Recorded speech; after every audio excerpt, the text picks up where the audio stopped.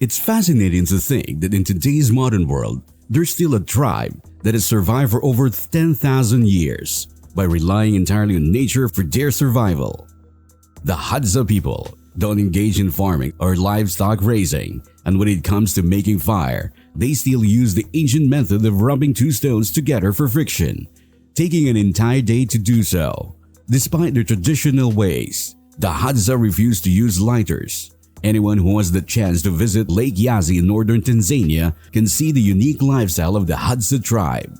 Here, men often have multiple wives, sometimes more than 10, and share their affection with all of them throughout the day.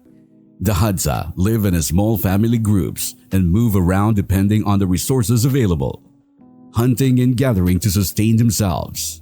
The men of the tribe are highly skilled hunters, using tools like bows and arrows to hunt for animals such as small antelopes, wild boars, and birds. Their hunting techniques are built on persistence, skill, and dedication. In the Hadza's world, every meal is earned through hard work and deep respect for the environment around them.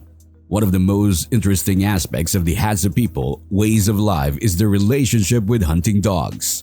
These dogs are not just pets, they're vital to the hunt.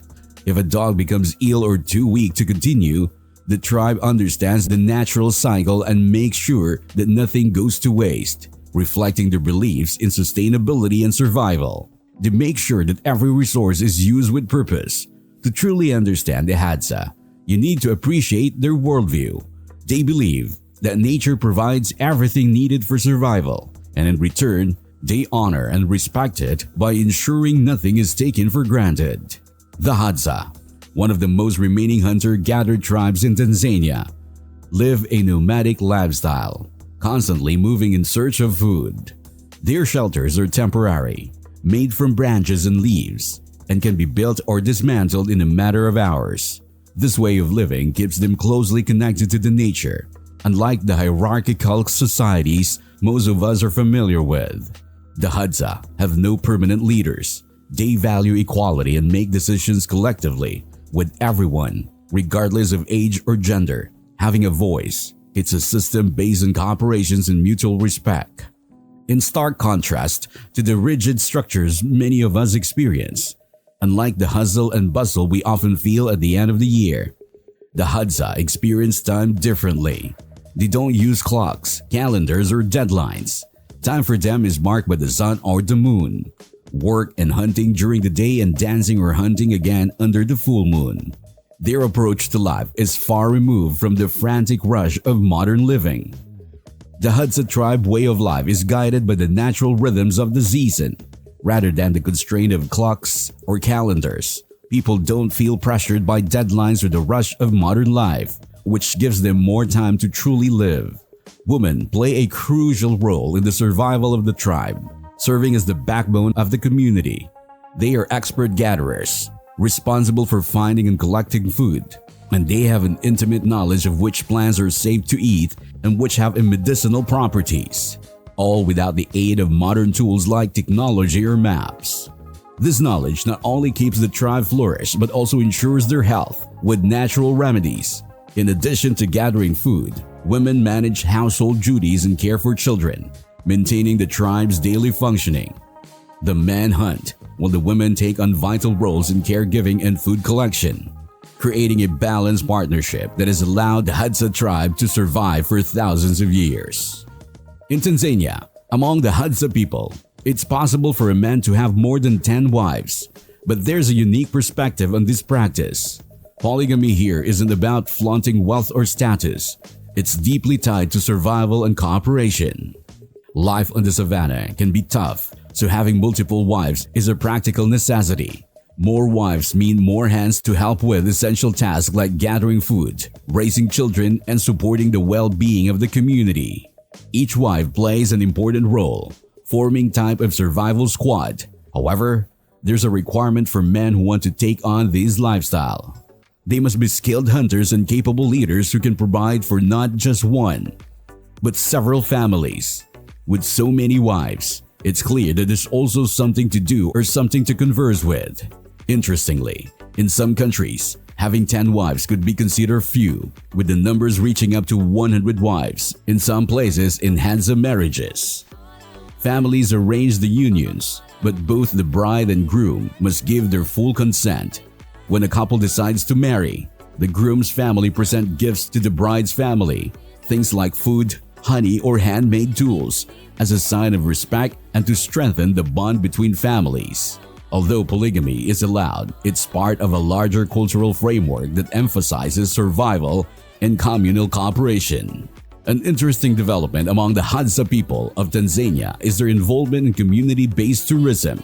Curious visitors are invited to learn about the Hadza culture and the way of life. The income generated from these activities, converted into US dollars, helps them purchase items they cannot find in the wild, like modern clothing and essential metal tools when it comes to hunting.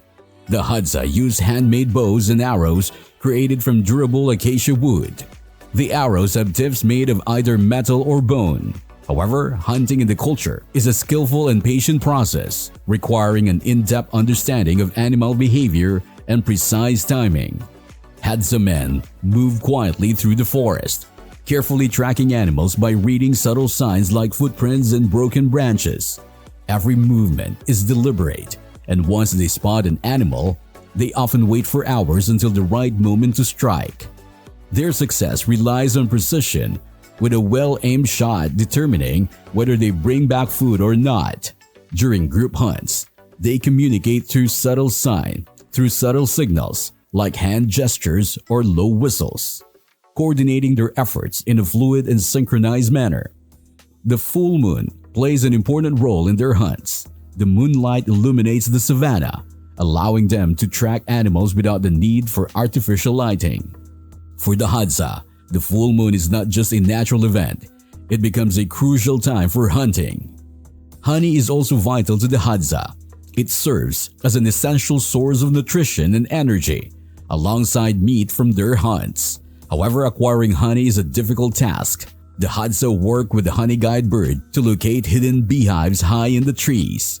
They climb these trees without any safety equipment, enduring bee stings as they extract the honey using simple tools, cherishing every drop they gather. Despite the challenges they faced, did you know that honey provides up to 80% of the Hadza people caloric intake during certain times of the year? This energy-rich sweet treat not only keeps them going but also acts as a vital nutrient source, especially during months when the hunting is less fruitful. However, the Hadza see bees in much deeper light. They consider them sacred.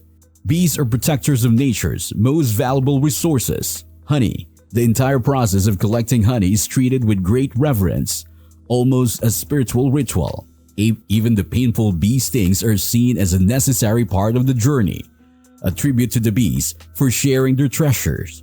When it comes to starting fires, the Hadza are masters relying on traditional methods passed down through generations. They don't use modern tools like matches or lighters. Instead, they start fires using just 2 pieces of wood, a dry, sturdy base and slim stick. They create friction by rapidly spinning the stick between their hands, generating heat. This eventually produces a spark, which ignites dry grass, starting a fire. It's a skill most of us only see on survival shows, and it's an amazing display of self-reliance. Another fascinating customs of the Hadza is their practice of smoking called taco. This isn't the Mexican dish, but a unique blend of wild tobacco and other local plants. The Hadza gather tobacco leaves, dry and grind them into a fine powder and mix it with ashes from other plants. This mixture is then either rolled into leaves or smoked through handmade pipes. Smoking taco isn't just about relaxation. It's a time for bonding, storytelling, and strengthening relationships within the community, often shared around a warm fire. The Hadza people have a unique and practical way of dressing, perfectly suited for life in the African savanna. They wear garments made from the hides of animals they hunt, which are carefully processed to offer protection from the elements while allowing the freedom of movement needed for hunting and gathering. Men typically wear short skirts made from animal skins, while women wear longer skirts and sometimes add capes or shawls to shield themselves from the sun or cold nights. Their clothing is simple without many accessories, though they often wear necklaces made from natural materials like seeds, beads, or shells, which hold symbolic significance. Music and dance are central to Hadza culture, especially at night when they gather around a communal fire. These dances are lively and exclusive, involving all generations. Education in the Hadza community is quite different from the formal schooling most are familiar with. There are no classrooms or textbooks. Learn by observing and mimicking the adults around them in a natural environment. Boys learn how to hunt by following the men, gaining skills like tracking animals and moving quietly through the forest. By their teenager years, many are skilled hunters. Girls, on the other hand, learn the art of gathering by shadowing the women, picking fruits, digging up roots, and identifying medicinal plants. Storytelling and song also play an important role in passing down knowledge.